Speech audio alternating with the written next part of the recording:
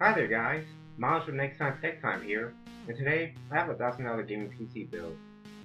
Now, to start things off, well before I get into all the parts of the PC and stuff, I want to talk about a little thing, what I call manufacturer bias. Now what I mean by this is, after it gets past a certain price range in building a computer, you start to notice people start showing bias towards one company over another. What I mean by that is, say if you want to buy a GPU that's past 300, there are going to be a lot of people saying they want to go AMD. There will be other people saying they want to go NVIDIA. Now, what I've done to confront this issue is that some parts in the PC build I've made for you guys will have two items instead of just one. What I mean by that is, two of these parts will be made by different manufacturers. Say it's like a CPU. One part will be AMD, the other part will be Intel. You can pick and choose which one you want, depending on which manufacturer you like. Alright guys, with that being said, let's get into the specs. Let's start off with the CPU.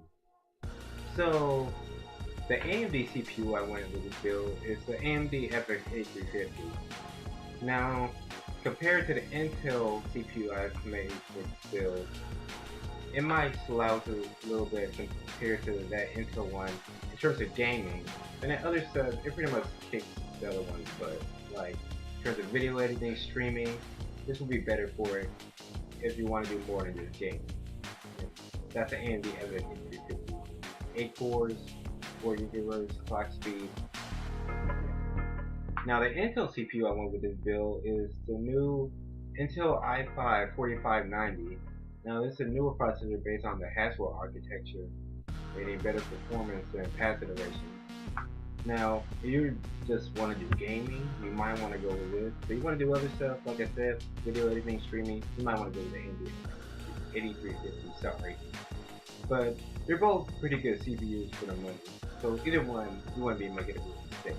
Okay, if you prefer AMD, the CPU will be an AMD FX 8350 processor. On the other hand, if you prefer Intel, the CPU will be an Intel Core i5 4590. Alright, now let's move on to the motherboard. Okay, if you went with the Intel CPU, the motherboard will be an MSI C87-G45 Gaming ATX motherboard. If you went with the AMD processor, the motherboard will be a Gigabyte GA990FXA-UB5 ATX motherboard. Okay, so both of these motherboards are honestly pretty similar in terms of features. They both have SLI and Crossfire support, USB 3.0 headers, RAID support. All in all, they're pretty similar, and they're similar in price, so either one, you'll be getting the same amount of performance, well, I mean with the motherboard. So yeah, that's all I'm really going to go into with the motherboard. The memory in this build is one stick of Corsair XMS 8GB PC RAM.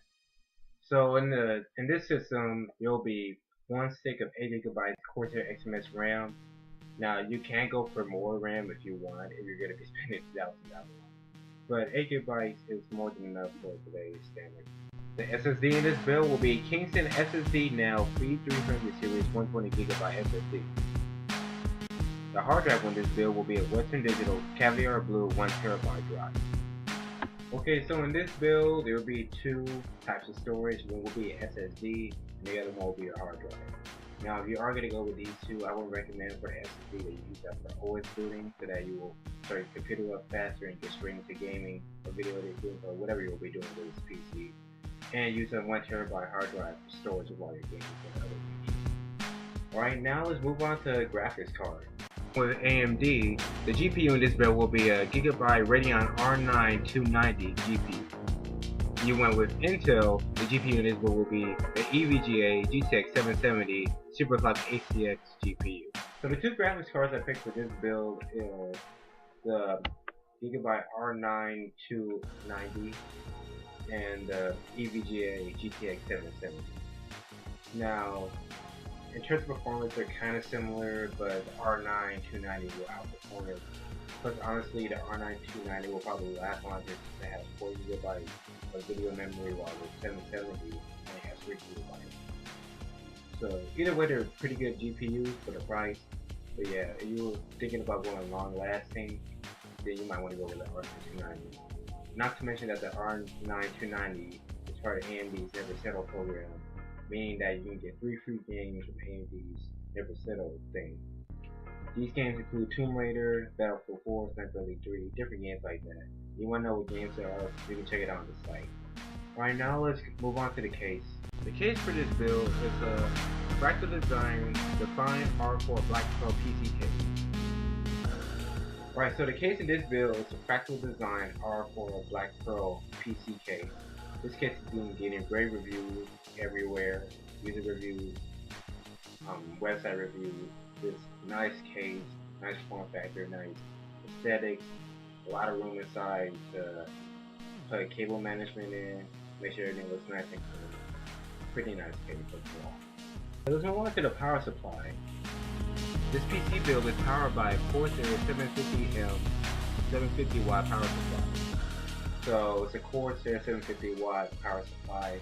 It'll be more than enough for the system, but I included it in here just in case you might want to use SLI or Crossfire in the future, and this PSU will be ready for that if you ever want to use more than one graphics card in your build.